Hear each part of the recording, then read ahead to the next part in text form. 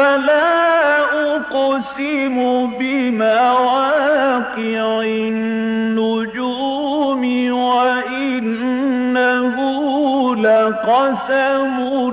لو تعلمون عظيم إنه لقرآن كريم في كتاب مكنون لا يمسه إلا المطهرون تنزيل من رب العالمين.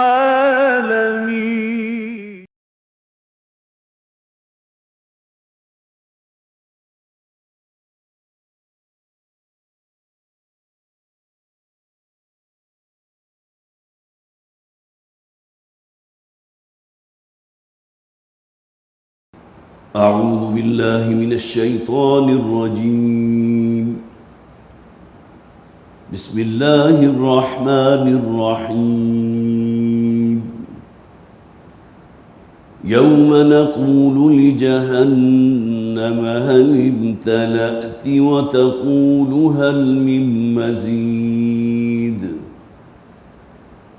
وأزلفت الجنة للمتقين غير بعيد هذا ما توعدون لكل أواب حفيظ. من خشي الرحمن بالغيب وجاء بقلب منيب ادخلوها بسلام ذلك يوم الخلود لهم ما يشاءون فيها ولدينا مزيد وكم أهلكنا قبلهم من قرن هم أشد منهم بطشا فنقبوا في البلاد هل من محيص إن في ذلك لذكرى لمن كان له قلب أو ألقى السمع وهو شهيد. ولقد خلقنا السماوات والأرض وما بينهما في 6 أيام وما مسنا من لغوب فاصبر على ما يقولون وسبح بحمد ربك قبل طلوع الشمس وقبل الغروب ومن الليل فسبحه وأدبار السجود واستمع يوم ينادي المناد من مكان قريب يوم يسمعون الصيحة بالحق ذلك يوم الخروج إنا نحن نحيي ونميت وإلينا المصير يوم تشقق الأرض عنهم سراعا ذلك حشر علينا يسير نحن أعلم بما يقولون وما أنت عليهم بجبار فذكر بالقرآن من يخاف وعيد. صدق الله العظيم. رب اشرح لي صدري ويسر لي أمري واحلل عقدة من لساني يفقهوا قولي. اللهم الہمنا رشدنا واعذنا من شرور انفسنا آمین یا رب العالمین۔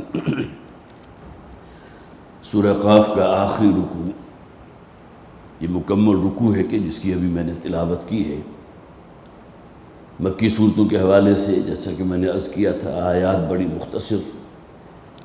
لیکن اس کے اندر ایک ہم آہنگی، جوش خطابت،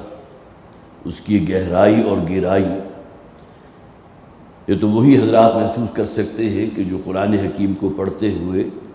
اس کا ترجمہ بھی ان کے سامنے واضح ہو اور انہیں کسی ترجمے یا تفسیر یا حواشی کی ضرورت نہ ہو۔ اب یہ آیات جو ہم نے پڑھی ہے، جیسا کہ میں نے پہلے بھی عرض کیا تھا، انذار آخرت کے حوالے سے، پھر آیات آفاقی، آیات انفسی، اسی سورہ مبارکہ کا پہلا رکوع، آسمان سے بارش کا نازل ہونا، ہواؤں کا چلنا ہے، اس زمین کے اپنے خزانے اگلنا ہے، انواع و اقسام کے پھل ہیں، میوہ جات ہیں، سبزیاں ہیں، اور صرف انسان نہیں بلکہ تمہارے حیوانات کے لیے بھی، تمہارے مویشیوں کے لیے بھی کیا کچھ نعمتیں ہم نے یہاں فراہم کر رکھی ہیں، ان کا تمام کا ہم نے ذکر پڑھا۔ پھر جو آخری آیات ہم نے پچھلی مرتبہ پڑھی تھی، اس میں اہل جنت اور اہل جہنم کا ذکر ہے، اگرچہ دوسرا رکوع جو ختم ہوا تھا وہ اہل جہنم کے ذکر پر تھا، اور وہاں خاص طور پر جس پہلو کو نمایاں کیا گیا تھا کہ اللہ تعالیٰ قیامت کے دن ہر انسان کو جو اس کا نامہ اعمال ہے اس کے مطابق فیصلہ فرمائے گا، اور ظاہر ہے کہ یا اہل جنت ہے یا اہل جہنم ہے، لیکن اہل جہنم کا جہاں ذکر کیا گیا تو اذ یتلقی المتلقیان عن الیمین وعن الشمال قعید، جبکہ ہم نے دو وہ کہ جن کو مقرر کر دیا جو ان کے دائیں اور بائیں موجود ہیں، کرام کاتبین، وہ ان کی ایک ایک عمل کو، ان کے ایک ایک حرف کو، زبان سے نکلے ہوئے ایک ایک لفظ کو نوٹ کر رہے ہیں۔ ما یلفظ من قول الا لدیہ رقیب عتید،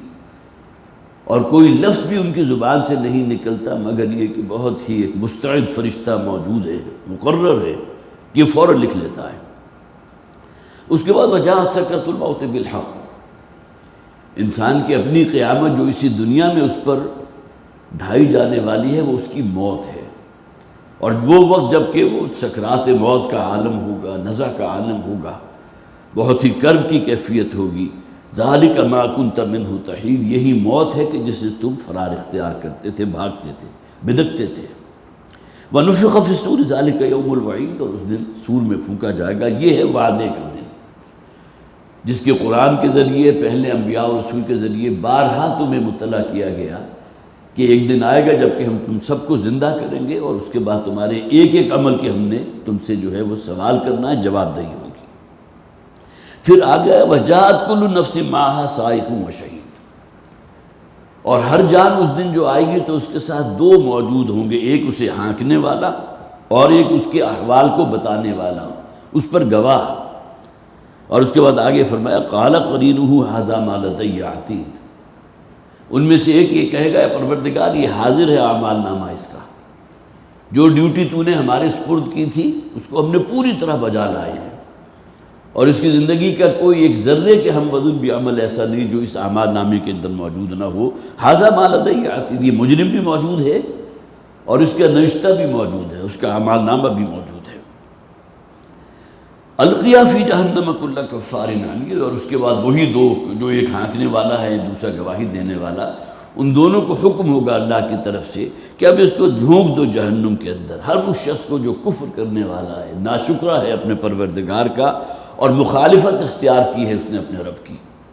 مناع للخیر معتد مریب، اور ہر خیر کو روکنے والا تھا یہ شخص، دولت کے اوپر بھی خزانے کا سانپ بن کر بیٹھا ہوا تھا، حالانکہ خوب معلوم ہے کہ اس دنیا سے جب میری رخصتی ہوگی تو مجھے قدرت حاصل نہیں ہوگی کہ میں اس دنیا کا مال و متاع اپنے ساتھ لے جاؤں، ہر شے یہی رہ جانے والی ہے، لیکن اس کے باوجود بھی جو دارالعمل تھا، جو مولت عمر اللہ تعالیٰ نے اسے دی تھی کہ اس میں اپنے لیے آخرت کے لیے کوئی سنوار لے، اس کو اس نے ضائع کر دیا، اور نتیجہ کیا نکلا کہ وہی مال جو ہم نے اس کو دیا تھا اس پر سب سے بڑا رکاوٹ روکنے والا ہی خود بن گیا۔ الذی جعل مع اللہ الہا آخر، وہ شخص کہ جس نے اللہ کے ساتھ اور بھی معبود بنا لیے تھے، سب سے بڑا معدوم، جیسا کہ میں نے یہ آخری آیات تھی جو ہم نے پچھلی مرتبہ پڑھی، اس کا اپنا نفس ہے کہ جو گویا کہ اسے بغاوت پر ابھارتا ہے، سرکشی کی دعوت دیتا ہے۔ فَأَلْقِيَاهُ فِي الْعَذَابِ الشَّدِيدِ، پھر حکم ہوگا اب اس کو شدید ترین عذاب میں جھونک دیا جائے۔ قَالَ قَرِينُهُ رَبَّنَا مَا أَطْغَيْتُهُ، ہر شخص کے ساتھ اللہ تعالیٰ نے ایک شیطان بھی لگا دیا۔ یہ معاملہ صرف ہر انسان کا نہیں، نبی اور رسول کے ساتھ بھی ہے۔ نبی اکرم صلی اللہ علیہ وسلم نے جب یہ فرمایا تھا نا کہ ہر شخص کے ساتھ اللہ تعالیٰ نے ایک شیطان لگا دیا، اگرچہ صحابہ کرام کا یہ معمول نہیں تھا کہ فوراً ہی وہ کوئی سوال داغ دیتے، لیکن یہ کہ موقع ایسا تھا کہ کسی صحابی کے ذہن میں بات آئی، اس نے پوچھ لی حضور سے۔ جہاں نبی اکرم صلی اللہ علیہ وسلم کا حد درجے احترام اور ادب ملحوظ خاطر تھا، وہیں اگر کوئی حق بات ایسی ہے جو سمجھ میں نہیں آ رہی، اس کے بارے میں وہ سوال کرتے ہوئے بھی کوئی دریغ نہیں کرتے تھے۔ تو ان صحابی نے حضور سے پوچھ لیا، کیا حضور آپ کا معاملہ بھی یہ ہے کہ آپ کے ساتھ بھی اللہ نے کسی شیطان کو لگا دیا؟ بڑا سخت سوال تھا یہ، ظاہر ہے کہ اس کو اپنے اوپر طاری کیجئے۔ تو عام انسان سے بھی اگر کوئی اس قسم کا سوال کیا جائے گا تو وہ تو اندر سے جل کر رہ جائے گا، اس کے اندر شدید غصہ پیدا ہوگا۔ لیکن نبی اکرم صلی اللہ علیہ وسلم نے بہت ہی کمال تحمل سے فرمایا، ہاں میرے ساتھ بھی ایک شیطان ہے، لیکن اس نے میں نے مسلمان بنا لیا ہے۔ گویا کہ اس کا مجھ پر کوئی کنٹرول نہیں ہے، اگرچہ یہاں موجود ہے کہ شیطان کو اللہ تعالیٰ نے انسان پر اختیار نہیں دیا، اسے برائی کی ترغیب ضرور دیتا ہے، گناہوں کی دلدل کی طرف کھینچتا ضرور ہے، لیکن اختیار اس کے پاس نہیں ہے۔ تو قال قرینہ ربنا ما اطغیتہ، کہے گا اس کا وہ ہم نشین جو شیطان اللہ نے مقرر کیا تھا اس کے ساتھ، تو وہ کہے گا پروردگار میں نے اسے گمراہ نہیں کیا تھا، ولکن کان فی ضلال بعید، بلکہ یہ اپنی آزاد مرضی سے خود گمراہی کے رستے کو اختیار کرنے والا تھا، میرے اس پر کوئی زور نہیں تھا۔ یہ موضوع قرآن حکیم میں بہت سے مقامات پر آیا۔ قال لا تختصموا لدی وقد قدمت الیکم بالوعید، اور پھر یہ اللہ تعالیٰ کی طرف سے کہا جائے گا میرے سامنے یہ جو مباحثہ آپس میں کر رہے ہو، یہ شیطان جو ہے کہہ رہا ہے کہ الزام کو اپنے اوپر سے، وہ جو الزام وہ گناہ گار شخص اس کے اوپر لگا رہا ہے اسے اپنے اوپر سے ٹال رہا ہے، جبکہ اصل معاملہ، اصل مجرم یہ شخص خود تھا۔ ما یبدل القول لدی وما انا بظلام للعبید، جو فیصلہ اب میری جناب سے ہو چکا ہے اس میں کوئی تبدیلی واقع نہیں ہو سکتی۔ تم اپنے آپ کو جہنم کا مستحق بنا چکے ہو، دنیا میں جو مہلت عمر ہم نے تمہیں دی تھی اس میں پوری طرح تم پر یہ تمام حقائق ہم نے واضح کر دیے تھے، اس سب کے باوجود تم نے اپنی آزاد مرضی سے وہ رستہ اختیار کیا جس نے تمہیں انجام کار یہاں جہنم تک پہنچا دیا۔ یوم نقول لجہنم هل امتلأت وتقول هل من مزید، جس دن ہم جہنم سے کہیں گے اے جہنم کیا تو بھر گئی ہے، اور وہ یہ کہے گی هل من مزید، کیا کچھ اور بھی ہے۔ اب یہ آخری آیت تھی جو ہم نے پچھلی مرتبہ پڑھی تھی، یہاں خاص طور پر میں نے عرض بھی کیا تھا کہ دو امکانات ہیں، ایک تو وہ کہ جو قرآن حکیم میں فرمایا گیا نا لَأَمْلَأَنَّ جَهَنَّمَ مِنَ الْجِنَّةِ وَالنَّاسِ أَجْمَعِينَ، کہ جہنم کو میں لازماً بھر دوں گا، جنات میں سے بھی کثیر تعداد میں وہ ہوں گے جو اس جہنم میں جھونکے جائیں گے، اور انسانوں میں سے بھی کثیر ہوں گے۔ تو گویا کہ جہنم کو بھر دینے کا ذکر موجود ہے۔ اب جب وہ یوم حشر آ گیا اور نامہ اعمال جو ہے اس کے حوالے سے جو ہے وہ پورا عدل و انصاف ہو گیا، اب جہنم جو ہے تقاضا کرے گی کیا کچھ اور بھی مجرم ہیں پروردگار، نافرمان ہیں تیرے، فاسق و فاجر ہیں، کچھ باقی رہ گئے؟ ابھی میرے اندر بڑی وسعت ہے، بڑی گنجائش موجود ہے، حل میں مزید، کیا کچھ اور بھی ہے یا نہیں؟ اور اس میں ایک روایت یہ بھی ہے کہ گویا کہ جہنم یہ کہے گی کہ اب میرے اندر کوئی گنجائش نہیں ہے، گویا کہ اللہ کا وہ وعدہ جو تھا کہ لَأَمْلَأَنَّ جَهَنَّمَ مِنَ الْجِنَّةِ وَالنَّاسِ أَجْمَعِينَ، وہ پورا ہو گیا، اب جہنم پوری طرح بھر چکی ہے، اب اس میں کوئی گنجائش موجود نہیں۔ تو حل میں مزید کے دونوں ہی مفہوم لیے گئے ہیں کہ میرے اندر ابھی بڑی گنجائش موجود ہے، کیا کچھ اور بھی ہے جو باقی ہے، کچھ اور جہنمی ایسے ہیں جنہیں میرے اندر تو بڑی وسعت ہے۔ اور دوسری طرف یہ بھی ہے کہ جہنم یہ کہے گی کہ اب میں بھر چکی ہوں، اور اب کیا کوئی اور باقی تو نہیں رہ گیا اہل جہنم میں سے کہ جس کی اگرچہ گنجائش میرے پاس موجود ہے لیکن اب میں بھر چکی ہوں۔ دونوں انداز جو ہیں یہ اختیار کیے گئے ہیں۔ یہاں بھی خاص طور پر میں نے نوٹ کیا تھا، بخاری میں حضرت انس رضی اللہ تعالی عنہ کا سے مروی یہ روایت موجود ہے کہ اس میں جہنم اور جنت کے درمیان ایک مکالمہ ہوگا، بڑی بہت ہی خوبصورت روایت ہے، اور ظاہر ہے کہ انسان جب یہ پڑھتا ہے یا سنتا ہے تو محسوس کرتا ہے کہ وہ خود گویا کہ اس کے سامنے یہ تم مناظر جو ہے وہ منظر کشی ہو رہی ہے۔ اس سے کہ اس میں تو کوئی شک نہیں ہے کہ اللہ تعالیٰ اس دن جہنم کو بھی کوئی زبان بھی عطا فرما دے گا۔ حل میں مزید جو ہے وہ کس اعتبار سے ہے کہ اسے قوت گویائی دے دی جائے گی اور وہ یہ کہے گی حل میں مزید، کیا کچھ ابھی اور باقی ہیں؟ اسی طرح یہ مکالمہ ہے جو بخاری میں موجود ہے، حضرت ابو ہریرہ رضی اللہ تعالیٰ عنہ اس کے راوی ہیں کہ جنت اور جہنم میں مکالمہ ہوگا اور جہنم یہ کہے گی کہ میرے اندر اب وہ لوگ داخل ہوں گے کہ جو دنیا میں بڑے مرفع الحال تھے، بڑے مالدار تھے، لیکن متکبر تھے، لوگوں پر ظلم کرنے والے تھے، اللہ کے نافرمان تھے۔ اب گویا کہ جہنم منتظر ہے ایسے لوگوں کی کہ جن کے اندر یہ کوالٹیز موجود ہوں، اور جہنم جنت سے یہ کہے گی کہ اب میں منتظر ہوں ان لوگوں کی کہ جو اللہ نے مجھ میں گویا کہ جھونکنے ہیں اور جن کی صفات کیا ہیں، وہ اللہ کے نافرمان ہیں، ظلم کرنے والے ہیں، متکبر ہیں، اب میں ان کی منتظر ہوں۔ اور جنت یہ کہے گی جہنم سے کہ میں منتظر ہوں ان لوگوں کی جو دنیا میں مفلس اور نادار تھے، کمزور اور ناتواں تھے۔ فوری طور پر میرے ذہن گیا نبی اکرم صلی اللہ علیہ وسلم کی اس حدیث کی طرف کہ کتنے ہی اللہ والے ایسے ہیں جو اس دنیا میں اس سطح پر زندگی گزارتے ہیں کہ ان کو پوچھتے ہی نہیں، باعزت لوگوں کی محفل میں ان کی کہیں بیٹھنے کا امکان ہی نہیں ہے، شادی کی عمر کو پہنچ چکے، کوئی شخص انہیں لڑکی دینے کو تیار نہیں، لیکن اللہ کی جناب میں ان کا مقام و مرتبہ کیا ہوتا ہے کہ کسی بات پر اگر اللہ کی قسم کھا بیٹھتے ہیں تو اللہ تعالیٰ ان کے قسم کی لاج رکھتا ہے۔ یہ واقعہ میں نے بارہا آپ کو سنایا۔ تو دنیا میں گویا کہ دنیاوی سٹیٹس جو ہے، دنیاوی معیار ہے، اس میں اس مقام پر ہے، لیکن اللہ کے ہاں اس کی کیا عزت ہوگی، اس کے کیا اکرام ہوگا، اور کس طرح انہیں انٹرٹین کیا جائے گا، اور اللہ تعالیٰ ان سے کتنا خوش ہوگا۔ تو جنت یہ جہنم سے کہے گی کہ میں منتظر ہوں ان لوگوں کی جو دنیا میں کمزور تھے، ناتواں تھے، لیکن اللہ کے فرما بردار تھے، حرام اور حلال کی تمیز برقرار رکھنے والے تھے، اللہ کے مطیع فرمان تھے۔ اللہ تعالیٰ جہنم سے مخاطب ہو کر فرمائے گا کہ تو اصل میں انعکاس ہے میرے عذاب کا۔ ظاہر جہنم اللہ نے کیوں بنائی؟ اپنے نافرمانوں، اپنے وہ شیاطین انس، شیاطین جن دونوں شامل ہیں اس کے اندر، ان کی جسے آپ کہیے کہ جو ان سے کہا گیا تھا کہ اب جہنم تمہارا جو ہے آخری ٹھکانہ بنے گی، تو جہنم سے مخاطب ہو کر اللہ تعالیٰ فرمائے گا تو میرے عذاب کی ایک جھلک ہے جس مقصد کے لیے تجھے میں نے پیدا کیا، اور جنت سے مخاطب ہو کر فرمائے گا کہ تو میری رحمت کا ایک انعکاس ہے۔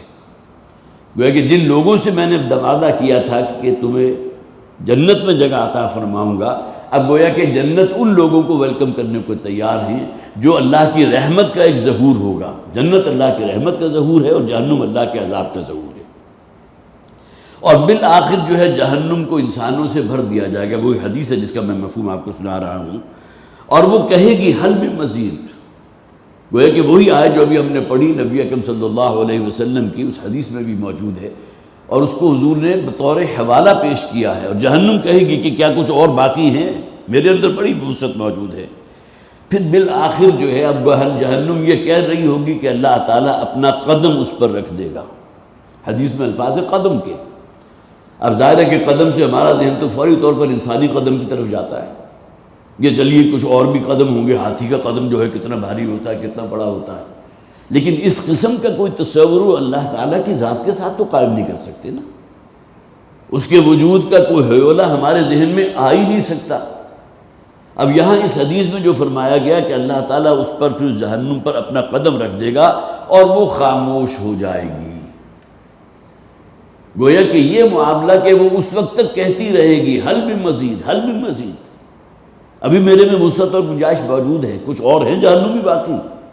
تاکہ اللہ تعالیٰ اپنا قدم مبارک اس پر رکھے گا اور وہ خاموش ہو جائے گی۔ اب معلوم ہوا کہ وہ پوری بات جو یہاں کہی گئی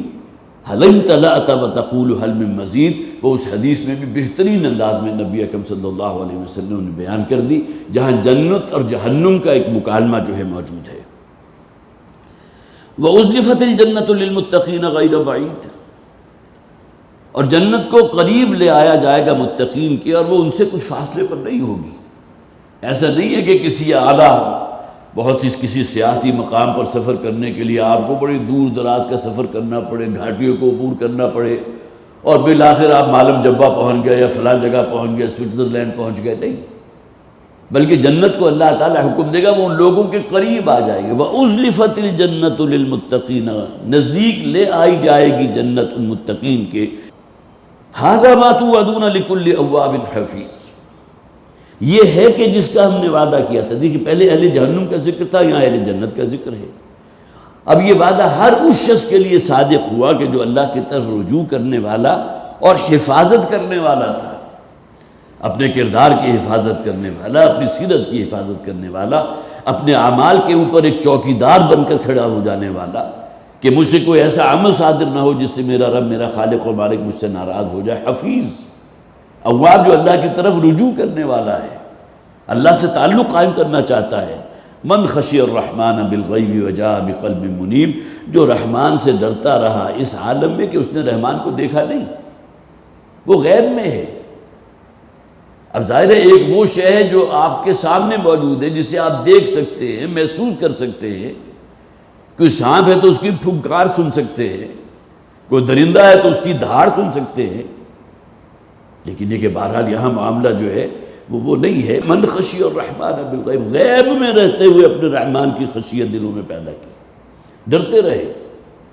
وہ خبریں جو دی گئی ہیں احادیث میں، وہ خبریں جو قرآن حکیم میں واضح کی گئی ہیں، ہر نبی اور رسول یہ خبریں لے کر پہنچاتا رہا اور اتمام حجت اپنی قوم کے اوپر قائم کرتا رہا۔ یہ تمام چیزیں کیا ہیں؟ تو ادخلوها بسلام ذالک یوم الخلود، اور پھر انہیں کہا جائے گا کہ اب سلامتی کے ساتھ داخل ہو جاؤ جنت میں۔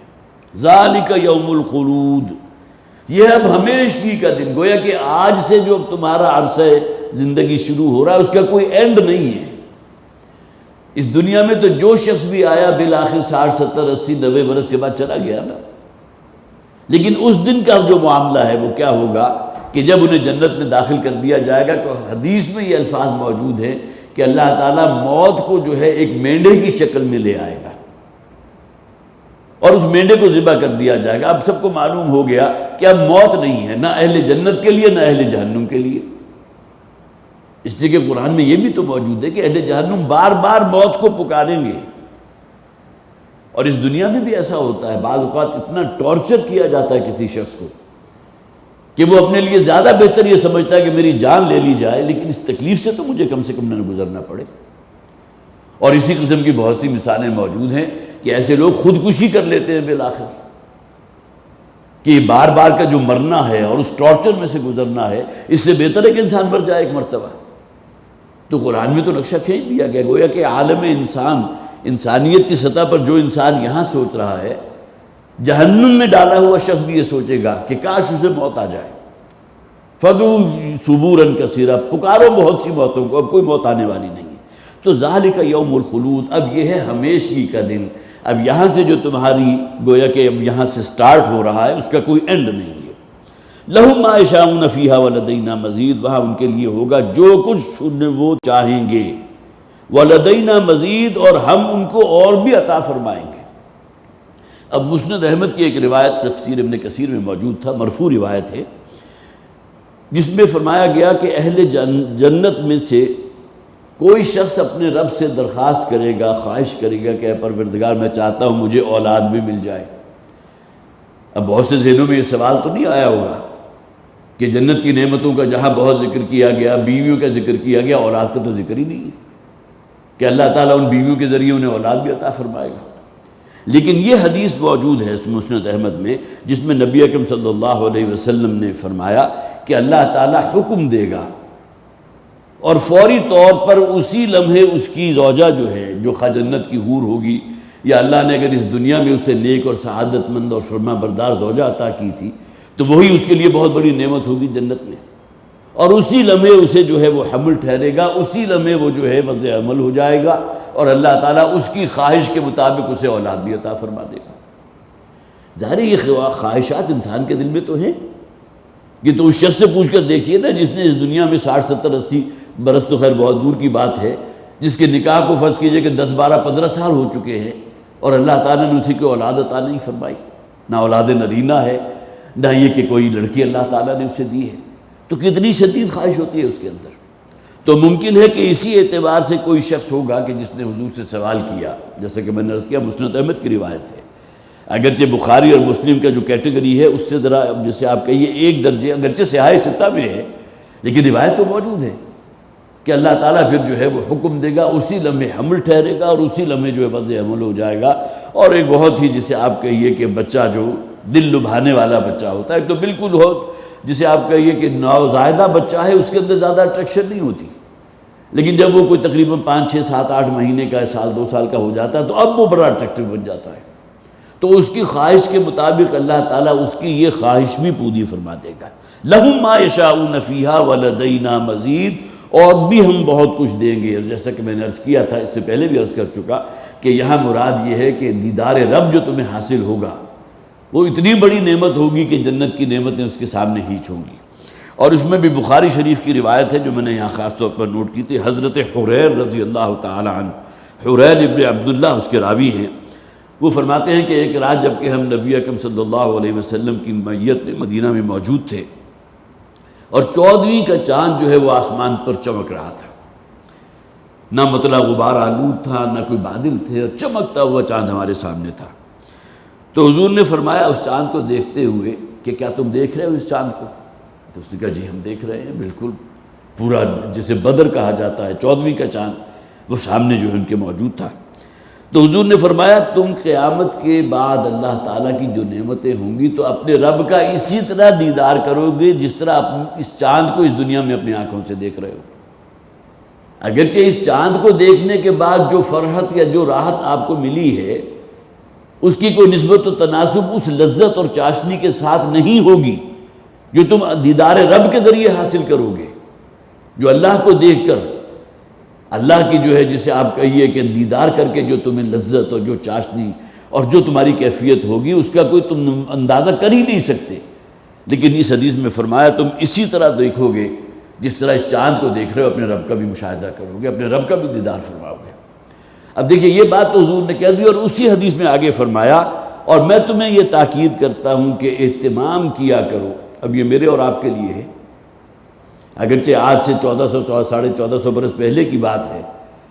اور میں تمہیں تاکید کرتا ہوں کہ تم اس بات کا اہتمام کیا کرو کہ تمہاری نماز فجر اور نماز عصر کبھی قضا نہ ہو۔ اور سب سے بڑا امتحان یہی ہے، فجر کے لیے وقت پر اٹھنا،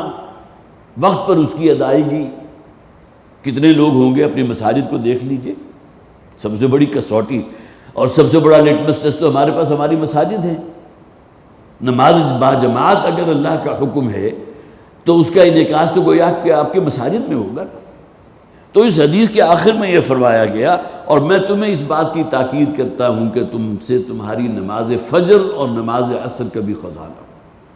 اور نماز عصر بھی ایسا ہی ہوتا ہے، وہ اکثر بیشتر قضا ہو جاتی ہے۔ دنیوی جھنجھٹوں کے اندر انسان اتنا پڑا ہوتا ہے، کہیں کسی دکان پر بیٹھا ہے، کوئی جسے آپ کہیے کوئی سٹور ہے، کچھ بھی ہے، لیکن یہ کہ عصر کی جہاں وقت ہوا فوراً ہر چیز سے لا تعلق ہو کر اپنے رب کے حضور حاضری دو۔ اور خاص طور پر اس حدیث میں جو ذکر کیا گیا، جو فرمایا گیا نا قرآن حکیم میں، حافظوا علی الصلوات والصلاۃ الوسطی، اپنے نمازوں کی پوری طرح چوکیدار کرو، محافظت کرو، اور خاص طور پر صلاۃ وسطیٰ کی۔ اب آپ تفسیریں اٹھا کر دیکھ لیجئے، اس میں آپ کو معلوم ہو جائے گا۔ بہت سے محدثین نے یہاں صلاۃ وسطیٰ سے مراد یہی دونوں نمازیں لی، عصر کی نماز اور فجر کی نماز، اور اس کی گویا کہ تائید مزید ہو جاتی ہے اس حدیث مبارکہ سے کہ جو بخاری میں موجود ہے حضرت حریر ابن عبداللہ رضی اللہ تعالیٰ عنہ کی روایت سے۔ وَكَمْ أَهْلَكْنَا قَبْلَهُمْ مِنْ قَرْنٍ هُمْ أَشَدُّ مِنْهُمْ بَطْشًا فَنَقَّبُوا فِي الْبِلَادِ هَلْ مِن مَّحِيصٍ، اور کتنی ہی قوموں کو ہم نے تباہ و برباد کر دیا، ہلاک کر دیا، وہ نافرمان تھے اپنے رب کے، وہ گناہوں اور فسق و فجور کی دلدل میں اتنے گہرے اترے ہوئے تھے کہ ہم نے ان کی طرف اپنے نبی اور رسول کو بھیجا، اس کے باوجود انہوں نے ان کی دعوت کو رد کر دیا۔ ہم اشد منہم بطشا، جو کہیں بڑھ کر تھے ان سے قوت میں، طاقت میں، قوم عاد ہے، قوم سمود ہے، یہ اہل مکہ تو ان کے مقابلے میں کچھ بھی نہیں۔ یہ اپنے آپ کو بالکل نچن سمجھتے ہیں کہ شاید ہمیں اللہ کا عذاب نہیں پکڑ سکتا، ان سے پہلے کتنی قومیں تھیں کہ جن کو ہم نے ہلاک کیا، تباہ و برباد کیا. ہم اشد منہم بطشا فنقبوا فی البلاد هل من محیص، اور پھر وہ بہت گھومے پھرے اور انہوں نے بڑی جو ہے وہ بھاگ دوڑ کی اللہ کے عذاب سے بچنے کے لیے. حل من محیص، تو کہیں انہیں جائے پناہ میسر آ سکی. یہاں میں مفسرین نے نقبو کے دو معنی لیے ہیں. دیکھیں جہاں امکان ملتا ہے اور محسوس ہوتا ہے کہ یہاں دونوں معانی جو ہے مراد لیے جا سکتے ہیں، مفسرین نے اس کو بیان کر دیا. ایک تو ڈائریکٹ معنی یہ ہے کہ جب ہمارا عذاب ان کے اوپر آیا ہے تو اب وہ قریدنے لگے کوئی جائے پناہ مل جائے، بھاگ دوڑ کرنے لگے کسی غار میں، کہیں کچھ کوئی آتش فشاں پھٹا ہے تو اس کے لاوے سے بچنے کی کوئی اگر شکل ہے تو اس کے لیے کسی گناہ گاہ کی تلاش میں نکلا. گویا کہ انہوں نے زمین کو کھود ڈالا کہ کہیں انہیں کوئی جائے پناہ مل سکے. دوسری طرف یہ مراد بھی لیا گیا فنقبوا فی البلاد، انہوں نے اتنا ظلم کیا چونکہ ان کے پاس طاقت تھی کہ انہوں نے دوسرے شہروں کے اندر غارت گری کی، خون ریزی کی، جس کے نتیجے میں اللہ تعالیٰ نے ان پر عذاب نازل فرمایا. حل من محیص، کیا کہیں ان کے پاس کوئی بچاؤ کی شکل تھی، کوئی جائے پناہ موجود تھی. ان فی ذلک لذکریٰ لمن کان لہ قلب او القی السمع وہو شہید. یقیناً یہ جو باتیں اللہ تعالیٰ نے بیان کی ہیں، قوموں کے حالات جو بیان کیے، ابھی ہم نے پڑھا ہے اسی سورہ مبارکہ میں کل 3 آیات ہیں کہ جس کے اندر 8 قوموں کا ذکر کیا گیا، ان کی تباہی اور بربادی کا ذکر کیا گیا. کذبت قبلہم قوم نوح واصحاب الرس وثمود، 3 قوموں کا ذکر، وعاد وفرعون واخوان لوط. اگلی آیت میں پھر 3 قوموں کا ذکر، واصحاب الایکۃ وقوم تبع. اور اس کے بعد تیسری آیت میں پھر 2 قوموں کا ذکر. 8 اقوام کی ہلاکت اور بربادی کا ذکر اسی صورت میں ہم پڑھ چکے کل 3 آیات کے اندر. اور کہ کتنے طویل عہد ہوں گے ان کے، کیا طاقت ان کے پاس تھی، کیا تمدن ان کے پاس تھا، اپنی تہذیب پر درجے انہیں فخر تھا.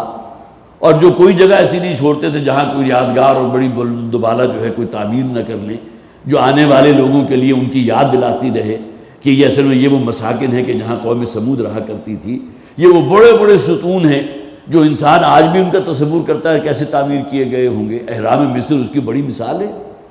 کہ اب تک جو ہے تمام چیزیں اور تمام ہمارے پاس گیجٹس جو بھی موجود ہیں اس سے اندازہ لگا لیا گیا کہ ایک ایک پتھر کا وزن کتنا ہے اور 350 فٹ کی بلندی پر اسے کیسے لے کر گئے. یہ عقدہ وہ ہے کہ آج تک حل ہی نہیں ہوا، لیکن بہرحال آج بھی اسی زمین کی دھرتی کے سینے پر وہ جو ہے موجود ہے. اہرام مصر کا آپ جا کر مشاہدہ کر لیجئے. تو ایسی ایسی قوم ہے کہ جن کو ہم نے ہلاک کر دیا، برباد کر دیا. ان فی ذلک لذکریٰ لمن کان لہ قلب او القی السمع وہو شہید. یقیناً اس میں یاد دہانی عبرت ہے ان لوگوں کے لیے جن کے پاس وہ دل ہے کہ جو ان باتوں کو محسوس کرتے ہیں، کوئی نصیحت حاصل کرتے ہیں. او القی السمع، یا حق بات سننے کے لیے کان موجود ہیں. قرآن سے بڑا حق تو کوئی نہیں نا، تو قرآن کی بات سنتے ہیں، اسے قبول کرتے ہیں. نصیحت صرف انہی لوگوں کے لیے ہوگی جنہوں نے اپنے کان کھلے رکھے ہیں، حیوانوں کا سننا نہیں سنتے. اور ان کے یہ بڑے بڑے جو بہت مہذب جو تباہ و برباد جو ہیں، سوزو اور عمورہ کی بستیاں کہیں زمین میں جو ہے غرق ہو گئی، بحر مردار جو ہے اس کی تہہ میں چلی گئی. آج ایکسپیڈیشن جو ہے اسے برآمد کر رہی ہیں کہ یہ وہ جگہ ہے جہاں قوم لوط کے اوپر اللہ تعالیٰ کا عذاب آیا تھا، اور اس کے بعد بحر مردار جو ہے جو اسے گویا کہ اپنی آغوش میں لے لیا، اب وہ کہیں اس کی تہہ کے اندر وہ بستیاں موجود ہیں. تو ان فی ذلک لذکریٰ لمن کان لہ قلب او القی السمع وہو شہید. یقیناً اس میں بڑی نصیحت آموزی ہے ان لوگوں کے لیے جن کے پاس وہ قلب حساس موجود ہے، وہ کان موجود ہیں جو حق بات کو سنتے ہیں، اپریشیٹ کرتے ہیں. وہو شہید، اور سب سے بڑھ کر یہ کہ وہ خود گواہ ہیں، ان کے اعمال اور ان کی سیرت اس پر گواہ ہے کہ واقعتاً انہوں نے قرآن حکیم سے نصیحت اخذ کی ہے. وَلَقَدْ خَلَقْنَا السَّمَاوَاتِ وَالْأَرْضَ وَمَا بَيْنَهُمَا فِي سِتَّةِ أَيَّامٍ. اور ہم نے اس زمین و آسمان کو اور جو کچھ اس کے مابین ہے ان سب کو پیدا کیا 6 دنوں میں. یہ مضمون بارہا مکی صورتوں میں ہم پڑھ چکے. وَمَا مَسَّنَا مِن لُغُوبٍ، اور پھر ہمیں کسی قسم کی کوئی تکان لاحق نہیں ہوئی.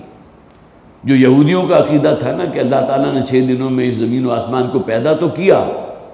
لیکن 7واں دن جو تھا ویک اینڈ اسے مل گیا اور اس نے اس میں آرام کیا، استراحت فرمائی. اس سے بہت ہی تھکاوٹ ہو گئی تھی. یہ وسیع و عریض زمین، آسمان، کائنات، سورج، ان کو بنانا کوئی آسان کام ہے، لہذا 7ویں دن پھر اس نے آرام کیا. وَمَا مَسَّنَا مِن لُغُوبٍ فَاصْبِرْ عَلَىٰ مَا يَقُولُونَ. اب حکم دیا گیا نبی اکرم صلی اللہ علیہ وسلم، اے نبی جو کچھ یہ کہہ رہے ہیں آپ سب اس سے کام لیجیے. جو کٹی جلی باتیں آپ سن رہے ہیں، جس قسم کی یہ باتیں آپ کے بارے میں کہہ رہے ہیں، یہ شاعر ہیں، یہ مجنون ہیں، یہ کاہن ہیں، یہ جھوٹے ہیں، یہ معلوم ہوتا ہے کہ کسی یہودی عالم سے جو ہے کچھ باتیں سیکھ لی ہیں اور یہ کہتے ہیں کہ مجھ پر اللہ کی وحی نازل ہوئی، معاذ اللہ ثم معاذ اللہ۔ ان لوگوں کی طرف سے یہ تمام اعتراضات قرآن حکیم میں مکی صورتوں میں بہت جگہوں پہ ہم پڑھ چکے ہیں، آپ ان کو جو ہے سن بھی چکے، آپ کے علم میں بھی موجود ہوگا۔ تو فرمایا گیا فاصبر علی ما یقولون وسبح بحمد ربک قبل طلوع الشمس وقبل الغروب، تو جو کچھ یہ کہہ رہے ہیں اے نبی آپ صبر سے کام لیجئے اور تسبیح کیجئے اپنے رب کی حمد کے ساتھ، قبل طلوع الشمس سورج کے طلوع ہونے سے پہلے، وقبل الغروب اور اس کے غروب ہونے سے پہلے۔ اب یہاں ایک مراد تو دونوں نمازیں ہیں، فجر کی نماز جو طلوع ہونے سے پہلے ہے اور سورج کے غروب ہونے سے پہلے عصر کی نماز ہے۔ اب ظہر کی نماز درمیان میں رہ گئی اور پھر اس کے بعد جو آخر میں رات کے اوقات میں جو نمازیں آتی ہیں، مغرب کی نماز، عشاء کی نماز، اور قبل طلوع الشمس تو فجر کی نماز آ گئی، اور قبل غروب الشمس جو ہے وہ عصر کی نماز آ گئی۔ تو گویا کہ 5 نمازوں کا اندازہ تو یہاں سے ان آیات سے بھی نکالا جا سکتا ہے۔ اگرچہ بعض روایات موجود ہیں کہ آغاز میں آج ایک تفسیر کا مطالعہ کر رہا تھا کہ شروع میں جو نمازیں مسلمان پڑھا کرتے تھے، جب نماز 5 وقتہ جو تحفہ معراج ہے اس سے پہلے صرف یہ 3 ہی نمازیں، 3 ہی اوقات تھے کہ جو نبی اکرم صلی اللہ علیہ وسلم اور صحابہ کرام، اس لیے کہ 5 وقتہ نماز تو اس وقت تک فرض نہیں ہوئی تھی، تو یہی 3 اوقات ہیں جس کا قرآن میں بہت سی جگہ ذکر ہے، قبل طلوع الشمس وقبل غروبها، اسی طرح یہاں فرمایا قبل طلوع الشمس وقبل الغروب ومن اللیل فسبحوا ادبار السجود، اور اسی طرح رات کے اوقات میں جو نمازیں اللہ تعالیٰ نے فرض کر دی ہیں اس کے اوپر پوری طرح قائم رہنے والے، فسبحوا اور اس کی تسبیح اور اس کی پاکی بولنے والے، وادبار السجود اور خاص طور پر نمازوں کی ادائیگی کے بعد۔ اب یہ وہ شے ہے جو ہمارے ہاں سے اکثر و بیشتر بالکل انقا ہو چکی۔ ہوتا کیا ہے کہ نماز 5 وقتہ ایک بوجھ تو ہے، ہم نے ادا کرنا ہے، لیکن نماز پڑھی، ادھر امام صاحب نے جو ہے سلام پھیرا، ادھر اپنے لیے جو لازم ہے کہ جو 2 سنتیں پڑھنی ہیں، کوئی 2 ایک نفل پڑھنی ہے، یہ پڑھے اور اس کے بعد مقصد سے رخصت ہو گئے۔ حالانکہ متعدد روایات ایسی موجود ہیں کہ بعد صلاۃ المکتوبہ، یہ فرض نماز کی ادائیگی کے بعد جو آپ نے جماعت کے ساتھ پڑھی ہے، اس کے بعد اللہ کا ذکر کریں۔ حالانکہ نماز کل سبوچا ذکر ہے اللہ کا، اقم الصلاۃ لذکری، نماز اللہ تعالیٰ نے کیوں فرض کی؟ تاکہ اللہ کی یاد تمہارے دلوں میں برقرار رہے۔ اور یہاں بھی جو فرمایا گیا وَأَدْبَارَ السُّجُودِ، اور سجدوں کے بعد، گویا کہ نماز میں اگر آپ نے 4 رکعتیں پڑھی ہیں تو 8 سجدے کیے نا، تو نماز جب ختم ہو جائے گی تو اللہ کی تسبیح کیجئے۔ اور یہاں وہ خاص طور پر اس روایت کو بھی میں چاہتا ہوں، وہ بخاری شریف کی روایت ہے، کتاب الصلاۃ میں موجود ہے، حضرت ابو ہریرہ رضی اللہ تعالیٰ عنہ اس کے راوی ہیں۔ وہ فرماتے ہیں کہ ایک موقع پر کچھ ایسے صحابہ حضور کی خدمت میں حاضر ہوئے جو دنیاوی اعتبار سے، مال و دولت کے اعتبار سے بہت نیچے تھے۔ گویا کہ ممکن ہے کہ فاقے بھی پڑھ رہے ہوں، کوئی روپیہ پیسہ نہیں ہے، مال و دولت نہیں ہے، اور ان کے دلوں میں کیا خیال ہے کہ اللہ تعالیٰ اگر ہمیں بھی کوئی پیسہ، رقم، کوئی مال و دولت عطا فرما دے تو ہم اس کے رستے میں لگائیں، خیرات کریں، صدقہ کریں، یہ نہیں کہ اپنے لیے عالی شان بنگلے بنائیں، بہترین ماڈل کی کار لیں، یا اس موقع پر کاریں نہیں ہوتی تھی تو بہت اچھا گھوڑا جو ہے اپنی سواری کے لیے حاصل کریں، اپنے گھر کی تزئین و آرائش کریں۔ ان کے دل میں اگر خیال آیا تو اس اعتبار سے آیا کہ ہمارے پاس وہ روپیہ پیسہ نہیں ہے کہ جس کے ذریعے ہم یہ نیکیاں کما سکیں۔ تو حضرت ہریرہ فرماتے ہیں کہ حضور کے پاس چند ایسے صحابہ آئے کہ جنہوں نے آ کر اپنی یہ بات جو ان کے دل کی بات تھی ان کے سامنے رکھی۔ تو نبی اکرم صلی اللہ علیہ وسلم نے ان سے فرمایا، دیکھو ان کے پاس اللہ تعالیٰ نے جو انہیں دیا ہے وہ ظاہر ہے کہ وہ اس میں خرچ کر رہے ہیں، صدقہ و خیرات کر رہے ہیں، گویا کہ ان کی پرائرٹی دین ہے، یہ نہیں کہ اس روپے پیسے مال و دولت کے لیے دنیا داری ہی میں آگے سے آگے بڑھ رہے ہیں، بلکہ دین ان کی پرائرٹی ہے۔ اور اگر اللہ تعالیٰ نے تمہیں مال و دولت نہیں دیا، تمہارے پاس درہم و دینار نہیں ہے، تمہارے دل کی آرزو اور تمنا یہ ہے کہ تمہیں بھی یہ چیزیں میسر ہوتی تو تم بھی اللہ کے راستے میں خرچ کرتے، صدقہ و خیرات، یہ نیکیاں جو وہ حاصل کر رہے ہیں اس کی مقدرت تمہیں نہیں ہے۔ تو حضور نے ان سے کہا میں تمہیں ایک ایسا عمل بتاتا ہوں کہ اگر اس پر تم عمل کرو گے تو تم درجے میں، ظاہر ہے کہ اصل شے کیا ہے، روپیہ پیسہ آپ نے خرچ کیا، صدقہ و خیرات، اصل اللہ کی رضا مطلوب ہے نا، تو اگر وہ عمل کرو گے تو اللہ تعالیٰ تم سے راضی ہوگا، تم بھی اسی مقام پر پہنچ جاؤ گے۔ جنہیں اللہ نے پیسہ دیا ہے اور وہ خرچ کر رہے ہیں، اگر یہ کام کرو گے تو اللہ تعالیٰ وہی مرتبہ تمہیں بھی عطا فرما دے گا۔ اب انہوں نے حضور سے جو اخذ کیا، اور وہ کیا تھا، جسے تسبیح فاطمہ کہتے ہیں، چونکہ ذکر آ رہا ہے ادبار السجود، نمازوں کی ادائیگی کے بعد جو تسبیح ہوتی ہے، جو اکثر و بیشتر جس سے ہم بالکل غافل ہیں، تو ان سے پھر حضور نے فرمایا تم یہ کیا کرو کہ ہر فرض نماز جب ادا کرتے ہو تو اس کے بعد جو ہے یہ 33 مرتبہ سبحان اللہ، 33 مرتبہ الحمدللہ، اسی طرح 33-34 مرتبہ جو اللہ اکبر کہا کرو، تو اللہ تعالیٰ تمہیں وہی اجر و ثواب عطا فرما دے گا جو ان لوگوں کو حاصل ہوتا ہے جو اپنا روپیہ پیسہ اللہ کے راستے میں خرچ کرتے ہیں۔ یہ لوگ مطمئن ہو کر واپس چلے گئے اور انہوں نے اس پر عمل کرنا شروع کر دیا۔ اب ظاہر حدیث میں بہت زیادہ تفصیل نہیں ہے، لیکن اس کو آپ خود جو ہے محسوس کر سکتے ہیں کہ فرض نماز ادا ہو چکی ہے اور کچھ لوگ بیٹھے ہوئے ہیں اور وہاں جو وہ ہے تسبیح کر رہے ہیں، تو وہ جو صاحب ثروت لوگ تھے انہوں نے بھی محسوس کر لیا کہ فرض کی نماز کی ادائیگی کے بعد یہ کچھ کام کرتے ہیں، وہ جب ان کے علم میں آیا تو انہوں نے وہ بھی شروع کر دیا۔ اب دیکھیں اصل میں کیا ہے، فاستبقوا الخیرات، نیکی کا رستہ اور خیر کا رستہ ہے، اس میں آگے سے آگے بڑھنے کی فکر کرو۔ تو یہ جو اپنا روپیہ پیسہ خرچ کر ہی رہے تھے صدقہ و خیرات میں، انہوں نے اس بات پر بھی عمل کرنا شروع کر دیا کہ ہر نماز کے بعد یہ ذکر اذکار کریں، جس کی تلقین فرمائی تھی نبی اکرم صلی اللہ علیہ وسلم نے ان صحابہ کرام کو جن کے پاس روپیہ پیسہ نہیں تھا۔ اب پھر یہ حضور کے پاس آیا کہ حضور ان کا تو معاملہ ہے کہ یہ جو آپ نے ہمیں بتایا تھا یہ تو انہوں نے بھی شروع کر دیا۔ تو نبی اکرم صلی اللہ علیہ وسلم نے فرمایا ذالک فضل اللہ یؤتیہ من یشاء۔ تو اب تمہیں یہاں جو ہے رک جانا چاہیے، یہاں تو گویا کہ ہمارے پاس وہی ایک دلیل ہے کہ اللہ تعالیٰ دیکھتا ہے کس شخص کے اندر جذبہ کتنا ہے۔ بہت مال و دولت والا شخص ہے، اس نے بہت کچھ خرچ کیا، لیکن ایک بیچارہ جسے آپ کا یہ درویش تھا، فقیر تھا، مفلس تھا،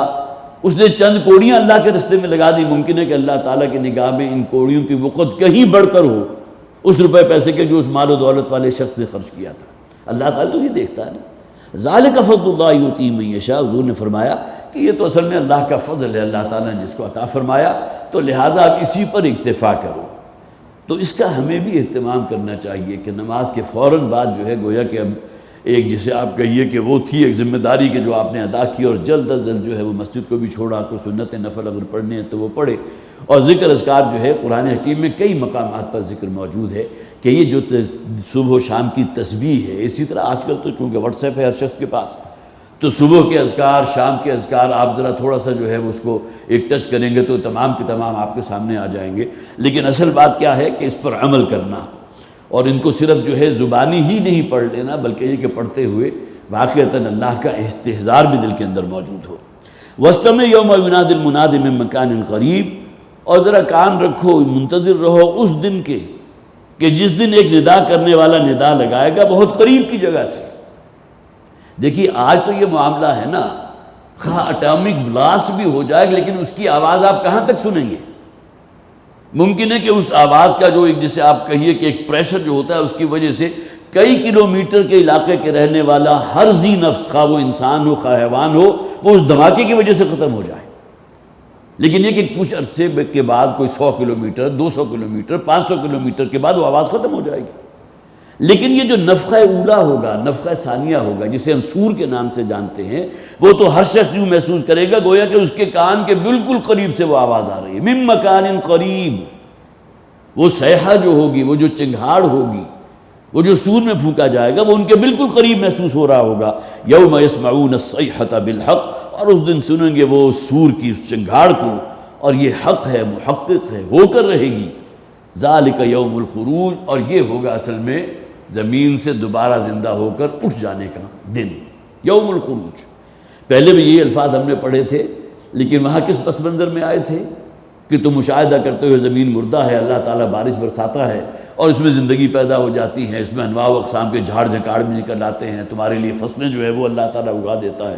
وہ جنگلات جو ہے ہرے بھرے زندہ جنگلات وہ وجود میں آ جاتے ہیں۔ اسی طرح اللہ تعالیٰ تمہیں بھی زندہ کر دے، کذالک یوم الخروج پہلے بھی ہم پڑھ چکے۔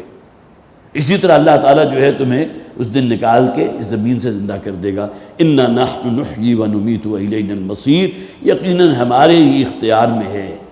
تم آج زندہ ہو تو ہمارے زندہ رکھے زندہ ہو۔ ایسا نہیں ہے کہ اس میں تمہارا کوئی کمال ہے، تمہیں اپنی جو ہے خوراک کو بڑا جو ہے منظم رکھا ہے، اپنی زندگی کو بڑا اپ ٹو ڈیٹ رکھا ہے اور اپنی بڑی فکر کی ہے، لہٰذا تمہیں طویل زندگی مل گئی، اس میں کسی شے پر تمہارا کوئی اختیار نہیں۔ اور اس قسم کے مذمومہ خیالات کو توڑنے کے لیے ہر لمحے مثالیں موجود ہیں۔ کتنے ہی افراد انتقال کرتے ہیں جس کے بارے میں آپ جو ہے اندازہ ہی لگاتے رہتے ہیں، یہ تو بہت ہی کھانے پینے کے معاملے میں بڑا محتاط تھا، ایکسرسائز کیا کرتا تھا، اپنے آپ کو فٹ رکھنے کے لیے کیا کچھ نہیں کرتا تھا، عمر کی اس حد تک پہنچ چکا تھا، اس کے باوجود جو ہے روزانہ 2 چکر ماڈل ٹاؤن پارک کے بھی لگایا کرتا تھا، لیکن اس کے باوجود اللہ تعالیٰ کا جو حکم ہوگا تو ظاہر ہے اس کے حکم کے سامنے تو کوئی شے مانے، کوئی رکاوٹ ہے ہی نہیں۔ اِنَّا نَحْنُ نُحْيِي وَنُمِيتُ وَإِلَيْنَا الْمَصِيرُ، یقیناً ہم ہی ہیں کہ جو تمہیں زندہ کرنے والے ہیں، زندہ رکھے ہوئے ہیں، اور ہم ہی ہیں کہ جو تمہیں موت بھی دیں گے، موت بھی ہمارے اختیار میں ہے۔ وَإِلَيْنَا الْمَصِيرُ، اور بہرحال یہ بات طے ہے کہ بالآخر ہمارے یہ حضور لوٹ کر آنا ہے، تمہارا لوٹنا ہوگا ہماری طرف۔ جس طرح انسان کا معاملہ ہے نا، منہا خلقناکم وفیہا نعیدکم، اسی زمین سے ہم نے تمہیں پیدا کیا، اسی میں دوبارہ لوٹا دیں گے، اسی طرح تمہارا معاملہ ہوگا، جس اللہ نے تمہیں پیدا کیا ہے اسی کے حضور تمہیں لوٹا دیا جائے گا۔ وَإِلَيْنَا الْمَصِيرُ